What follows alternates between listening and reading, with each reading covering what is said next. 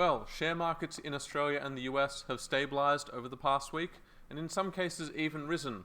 But are there storm clouds on the horizon? So hi there everyone, welcome to the Traders Circle Weekly Market Update. Today is Tuesday the 25th of March 2025, and before I get started, you do need to be aware that whatever I say is general advice only. Tariffs are the big news this week. They've been the big news for the past month, and I'm going to continue to rabbit on about them.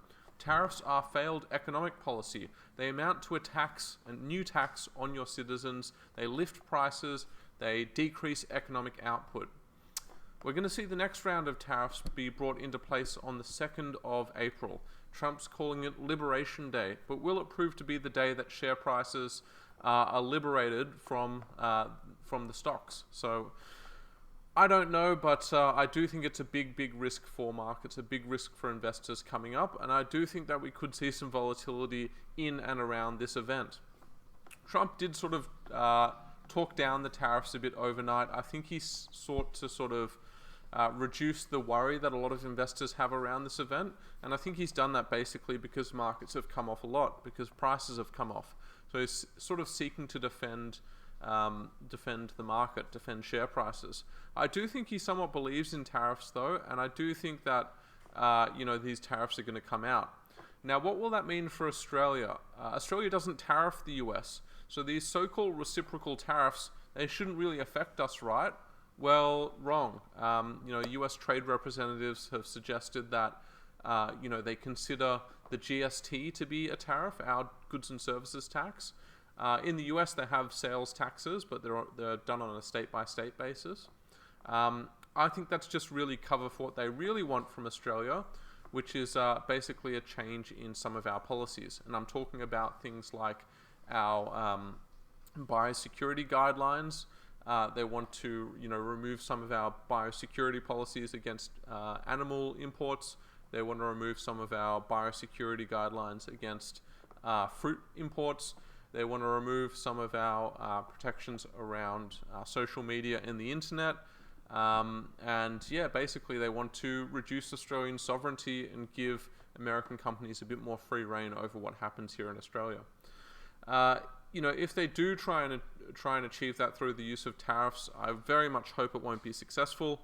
I don't think there's anything to be gained by basically reducing our own sovereignty to allow American companies more free rein. So hopefully Australian politicians don't feel pressured by that, and that's something that we're going to have to wait and see. The other thing to remark on is the tariffs' effects on America. I think they're going to be pretty severe. I think they're going to lead to a bit of an economic downturn unless they're wound back pretty quickly, and that is going to be the next topic of discussion. Will the US see a big economic downturn? I think signs are already starting to point that way. So the first sort of thing to look at is the US Federal Reserve. Their Bank of Atlanta produces a forward guidance or forward estimate for GDP, and their first quarter GDP estimate has turned negative. So they're basically suggesting that they think that the economy could be headed towards recession. That is based on sentiment, that is based on expectations, so it's no guarantee. And indeed, it tends to have, their estimates tend to be well in advance of, economists' forecasts. And we can see that the economists' forecasts in blue here are actually still in the positive for the first quarter GDP. They are starting to head a bit lower though, and, if we do see these tariffs remain in place for any period of time, I suspect they're going to keep heading lower until we see them start to dip to the negative. I think there are already other signs of a bit of an economic downturn as well, you look at things like the inverted bond yield curve, you look at things like increase in jobless claims data, decrease in employment, but at the moment we're still just sort of forecasting. The reality is that we haven't seen the tariffs come in place yet. A lot of the tariffs against Canada and Mexico were postponed. But if Trump really sort of does what he says he's going to do, the effects of these tariffs are going to likely be very strong. We haven't seen those effects start to happen yet. And so, over the next month is when we'll start to see some of these effects come in, if the tariffs come in place as Trump is suggesting. Alright, so what does that mean for Australia? Well, we don't really export that much to the US. It might mean a little bit for CSL, who does have about $1.5 billion in exports to the US. The remaining Australian exports are about $30 billion a year. Not an awful lot. I think they mostly are around things like beef, other meat exports, other agricultural products. But really, they're not a huge part of our economy. So hopefully we don't sort of cave into, the US trade war. Hopefully we don't concede too much, because the reality is we don't tariff them at all. Moving beyond the tariffs, we've got the Australian budget tonight. I don't really think our market cares too much about that. If it does, I think it's a 1 or 2 day thing. I think the reality is we'll continue to follow the US market. Our market remains extremely overpriced. We're trading well beyond our current valuations, and the only reason that is the case is because of the extreme bullish movement in the US market across the last 2 years.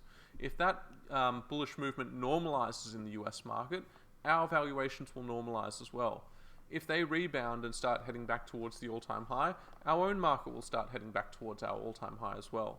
We might see 1 or 2 day adjustments here and there around things like the budget or Australian economic data, but the reality is that our overall trend, our overall movement, the levels that we fall to or rise to are going to come down to what happens in the US market.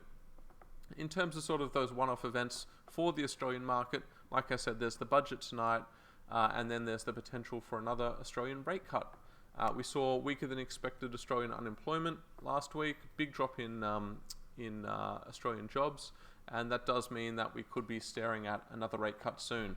So about 3 out of the 4 major banks think a rate cut's coming in May, and we could see a bit of potential movement around events associated with that. So any data that supports a further rate cut, perhaps lower than expected Australian inflation data, that could lead to a 1 or 2 day movement in our market. So let's have a quick look at the charts for this week, guys. This is the US S&P 500. They did break their short-term downtrend overnight. We're waiting to see if this is just a shallowing out of the downtrend or if this is a clear break of the downtrend. But they've gone to the first key level. It was previously support, and then before that resistance. It's also where the 200-day moving average sits. If they break above this level, we're looking at a move back towards 58.50. If they hold this level and fall, it will be a lower peak overall, and we would expect to move back to at least 55.50 and possibly even below that level. So we're just waiting to see which way they go. Currently, US futures are in the red. That indicates a hold of this level as resistance, but until they sort of have their session tonight, a little bit hard to say if they're going to hold or break this level. For our own market, if we have a look at the XJO, we can see that our own market has recovered a bit over the last week. We've broken our own short-term downtrend line, and we've pushed up to something of a resistance level ourselves. We've held 8,000 as a resistance level. Now, often the market likes to hold nice round numbers. It's just the nature of human psychology. That's where you put in your sell order. That's where you put in your buy order. But if we can break through this level, if we can close above it, the next level is actually not very far away at all. And I'm talking about 80.60. That was our trough in December, start of November last year. And, when we broke below it, that was sort of our breakout of the range of the last 6 months. If we do hold resistance here, I imagine we'll pretty quickly head back towards 77.50. It would take a close above 80.60 for us to sort of start looking back towards the peaks of late 2024. As I mentioned before, the Australian market remains extremely expensive. If it wasn't for the bullishness in US markets for the last few years, we would not be trading anywhere near these levels. If we traded based on historic valuations for our market, we'd be trading around 10% lower than we currently are. So I will wrap it up there for this week, guys. Hopefully you enjoyed.